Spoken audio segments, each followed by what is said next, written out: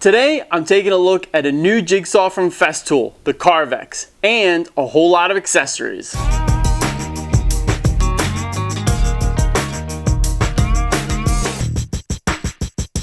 Now, I've been using a Festool jigsaw for the last few years, and it works great. This new jigsaw, the Carvex, just builds upon the previous version, adding some new features. In particular, there's a whole bunch of new accessories to go along with the jigsaw. So let's go ahead and check out what's included with the jigsaw, and then we'll get into all the accessories. Inside the sustainer, of course, we've got a manual covering all the basics of the tool, a plug-it power cord, a little splinter guard for making chip-free cuts, Allen wrench for making a few changes, and the Carvex itself. So here is the Carvex, and this is the barrel grip version. You can also get it in a D handle, which has a handle above. And you can also get this in, this is the corded version here. You can also get it in a cordless version. So there's 4 different types, and but they all have the same features found throughout.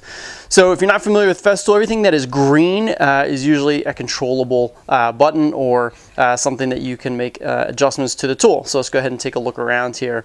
The on-off switch here is right on the front. It's a switch for on-off, and there's one on each side, so whatever is easiest to grab at the time. Here's the variable speed trigger at the back. It goes from 1 to 5, and then there's actually an automatic, the A here. And the automatic detects the load, and it's reduced while idling, and then when you enter the workpiece, it's going to go ahead and ramp it up to full speed. For myself, for doing hardwoods and softwoods, I'm going to leave it on A, or I can just put it on full speed on the 5. The manual covers what different speeds are useful for different types of material. There's also a pendulum stroke trigger, which is right here, or adjustments, and it goes from 0 to 3. 0 is no pendulum movement, and 3 is maximum movement. Again, for woods, I'm going to go ahead and pretty much leave it at the 1, a little bit of pendulum movement to help clear chips, etc. And again, the manual talks about different pendulum movement for different types of material. Now, as far as dust collection, there's 2 things helping this tool. Here at the front is a chip guard, and I find it easiest to kind of pinch the bottom to slide it down to get it started. There's a couple of D10 snaps in there, and then all the way down, and that's going to stop chips from spewing out the front and instead get pushed here to the back to the dust port. And you can pop this dust port off easily. Little button here at the bottom, push it in, pull it out, and there's the dust port that connects to a 27mm hose.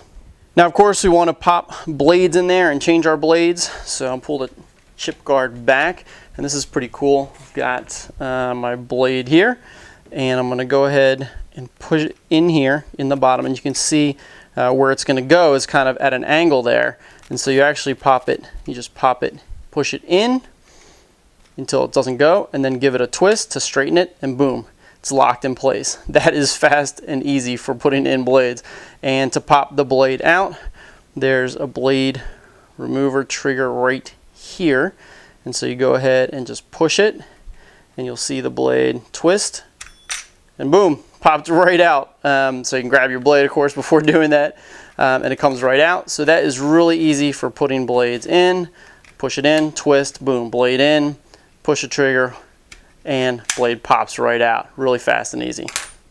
Now, while I'm talking about the blade, you're going to want to make an adjustment here on the guides. You'll see the blade right here, and there's a guide on either side. And you want to tighten these guides up so that they're close to the blade, but not touching the blade. And you go ahead and do that via this little Allen, the Allen key that's supplied, and a little Allen nut right in there. You can tighten and loosen, which will pull the 2 guides closer or further apart. Make sure to push your blade back into those guides. There's a little V notch that the blade is sitting in there. Push it back and hold it up to a light source so you can see light coming through, and tighten it, get nice and close, but so it's not touching, so the blade can move just a little bit, barely move back and forth, but that will help keep your blade nice and straight as you're making cuts.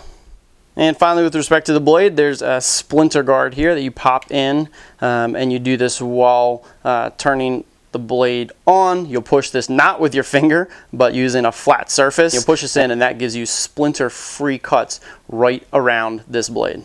The plug-it cord on the corded version, of course, goes in the back and twists in to stay tight. And I love this new feature that it raises and lowers, so you definitely got some good movement for keeping your cord out of the way. Now that's all pretty cool jigsaw stuff, especially the dust collection feature, but now we're getting into some really cool features of the Carvex, which is the base. There are two different things in terms of accessories to get into. The first is that you've got sub bases here, and they can pop off. You just press here, slide it forward, and there are different bases that you can pop on here, and I'll show you those in just a minute. But even cooler than that is that this is called a saw table, and you can actually change the saw table with this lever here. Pull it forward, and now this whole thing pops off the bottom of the jigsaw, and there's different tables that you can put on this jigsaw for different uses. So here in this second sustainer is an optional kit that includes a whole lot of bases and sub bases for the Carvex. First, let me talk about these sub bases. These are the ones that simply pop onto the bottom of the base that comes with the Carvex. You've got this dimpled base, which has all these raised points, so it has a lot less surface area. This is great for any kind of rough material. It's going to slide across that material really easily. We've got a hard fiber kind of base here, very smooth, and this is great for any kind of wood surface, for just a really smooth kind of feel along that surface. This base here has a little bit of fast fix, almost like a hook and loop type of thing, where you put these felt pads right onto this base. So you put this base on the Carvex, pop a felt pad on there, and then that felt will really protect your surface. Great for any kind of laminate type of material where you really want to protect the top, not scratch it. That's going to be a really great base for that. And finally, this base here is actually a metal base. It's got some nice coating protecting it here, but pull it back a little bit, you can see it's a metal base here, and this is great for non-ferrous types of metal surfaces, so you're going to protect the other pad. It comes with your Carvex. You can use this metal pad here. So those are the sub bases. Got some extra splinter guards all stored here, nice and convenient.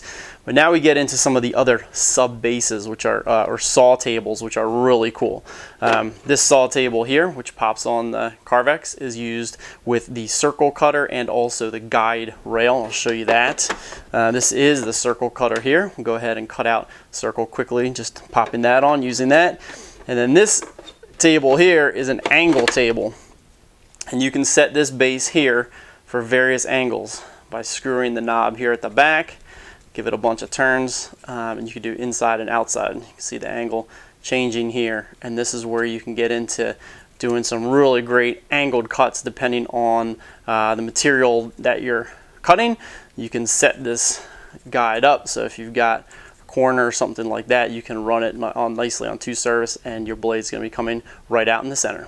So let's go ahead and cut something. I'm going to pop the regular base here onto the bottom, so I simply just push that in there and then go ahead and close down that lever to lock that saw table in place. And then the base I'll use, let's go ahead and pop on this little hard fiber base. I'll cut some regular wood here, so we'll just use that. Boom, slide that in, and we're all set. Go ahead and add my dust collection. So that just slides in the back, clips in, that's ready to go. And I'll pop in my blade, put it in, twist. That's all set, and I'll go ahead. All I need to do is plug it in, both dust port and electric, and we're ready to go.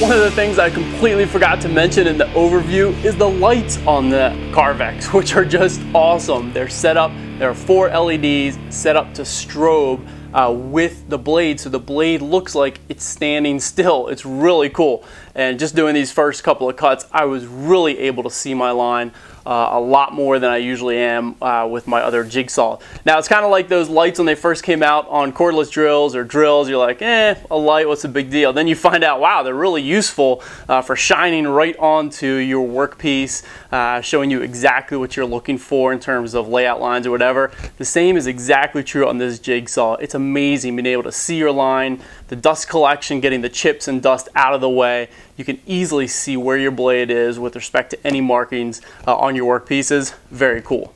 Time to try out another base. I really want to try the circle cutter, so let's go ahead and pop the dust collection out, and then I'll pop this base off.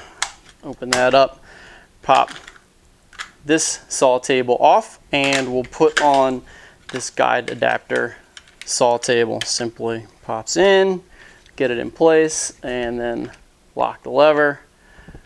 Boom, now that guy is ready to go. Now this can be used with a guide rail, so you can pop it right over. Let me pop my blade out first so you can see this.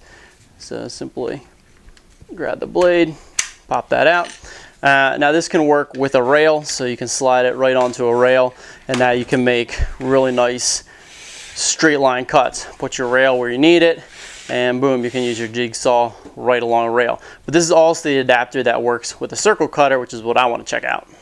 I'm going to set up my radius cutter for about a 10 centimeter radius circle cutter. So simply put the 10 right in between the lines there, and then I'll go ahead, lock the ruler down with the green knob so that's nice and tight. And then to put it on the adapter here, you simply slide it either side, this side or the other side, and I'll go ahead and pop it in and just press it down, and now it's attached. I've got my centering pin, so I'll line up the centering pin in the hole in line with my blade, so this side, not this side over here, but this side here, and into the center, down in the center of my circle, which is a 4mm hole. I drilled that out, and go ahead and pop it through into my hole, and now I'm ready to make this cut. Obviously, I first needed to make a cut from the edge to get the blade to the start of the circle.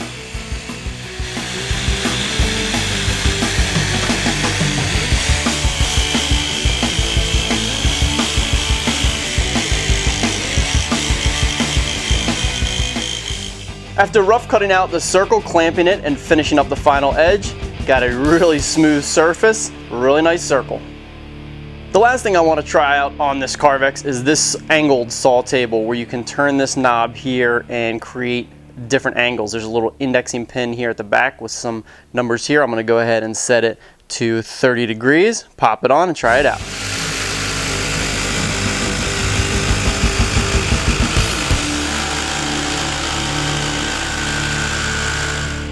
That's a cool angled curve. So there's the Festool Carvex jigsaw, and it is just an awesome jigsaw. As you've seen, the power is really in all the accessories and options that are available for using with this jigsaw. So if you're a professional cabinet maker, or you're someone that uses a jigsaw all the time, especially if you're going to be making final cuts where they need to be really precise, right on, this jigsaw right here with all these optional accessories for working in a variety of materials could be the right saw for you.